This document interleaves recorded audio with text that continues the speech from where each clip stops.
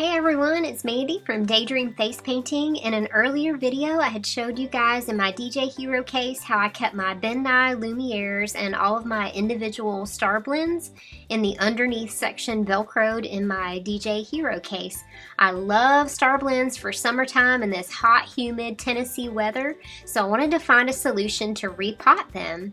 So I found out that my Nye Lumieres pop right out of the palette that they're in. Lumieres are like really shimmery, almost like an eyeshadow you can use, but they fit right into this case. I found it at Walmart and I think it was only $8.97, something like that.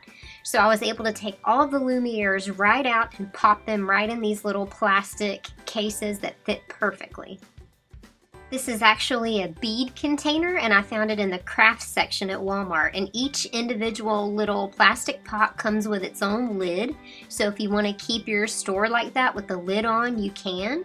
I'm probably going to keep mine without the lid on and just the plastic cover over the top of the case. It doesn't have any kind of hinge on it though, so I'm going to have to think of a solution in order to keep the hinge on for travel. So step one for repotting your Starblends, you just put down some wax paper on your surface and you use a spoon to just scrape out, I would say about a third of the container in order to fit in the smaller plastic containers I have. So I'm just going to scrape out from the center about 1/3 of the Starblend pot.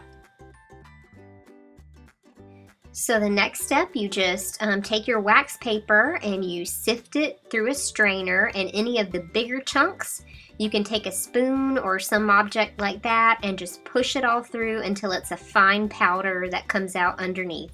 If you need to do that process a couple of times, you totally can. And then step 4, you just transfer a little bit of it to your container. I don't put the whole amount in at once. I just use a flat round tool. In my case, this was a back of an ice cream scoop. It's what worked for me. So I'm just tamping it down in layers just to make sure that it's really all solid in there and that it's not gonna break really easily and fall apart. So you can even fold the corner of the wax paper over to avoid mess. I thought of that afterwards and not while I was doing it. So that way it would make it faster between the colors because you wouldn't have to clean the end of whatever you're using to tamp down your powder. So here I'm just going around the edges really carefully and making sure that it's all really pressed in there hard.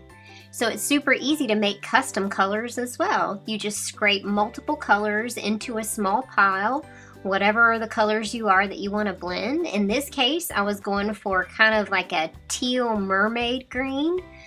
So I added some blue and some green and some white, and I sifted that all together. And you use the same exact process as you did before, so you just put all the colors through your strainer at once.